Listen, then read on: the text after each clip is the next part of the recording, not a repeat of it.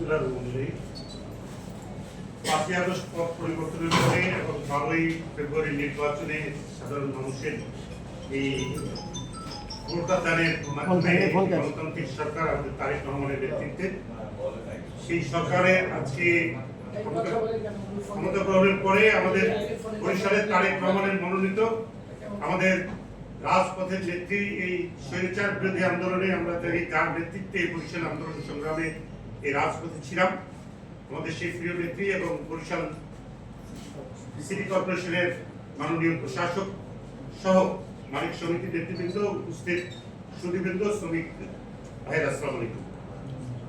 আমরা এই পার্টি 5ই আগস্টের পরে পট পরিবর্তনের পরে আজকে প্রথম আপনার সাথে এখানে আসছি।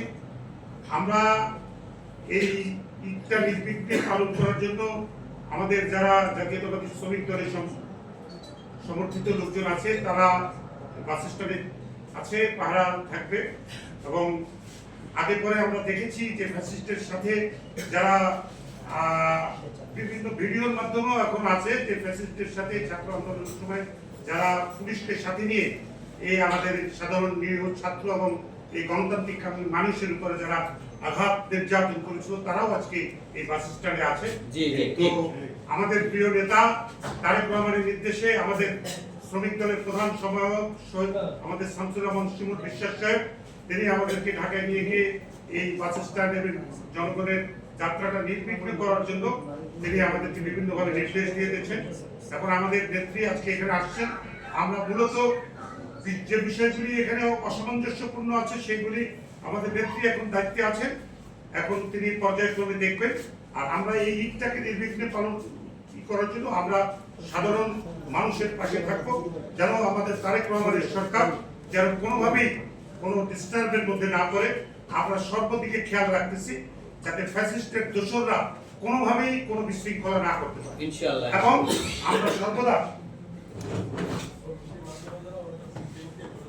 আমরা চাই যে কোনো রকমের কোনো চিন্তায় কোনো রকমের কোনো অব্যবস্থাপনা এই বাস স্ট্যান্ড কেন্দ্রিক না হয়।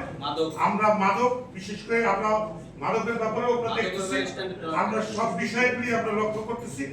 আপা আসছে, দায়িত্বে আসছেন, আমরা পর্যায়ক্রমে সব বিষয়গুলি দলের পক্ষ থেকে কোন কোন বিষয়গুলি অসামঞ্জস্যপূর্ণ আছে, কোন কোন বিষয়গুলি বেঠিক আছে, আমরা পর্যায়ক্রমে আপার নেতৃত্বে আমরা সেগুলি সমাধান করবো। এখন আমাদের সামনে ঈদ, সেই ঈদটা নির্বিঘ্নে যারা আসবে তাদের এই কাজগুলি করার জন্য আমাদের শ্রমিক দলের নেতৃবৃন্দ সহ আমি সকলকে আহ্বান করবো যেন আমরা সুন্দরভাবে একটা সুন্দর ঈদ উদযাপন করতে পারি। আর আমি মালিক সমিতির যিনি কর্মকর্তারা যারা আছেন তাদেরকে অনুরোধ করবো যে অতিরিক্ত ভাড়ার মাধ্যমে কোনো যাত্রীরা যেন হয়রানি না হয় এবং এই যাত্রীরা যেন তারা যে নির্ধারিত ভাড়ার মাধ্যমেই যাইতে পারে, কোনো রকম বিশৃঙ্খলা না হয় সেদিকে মালিক সমিতি যারা আছেন তারা খেয়াল রাখবেন।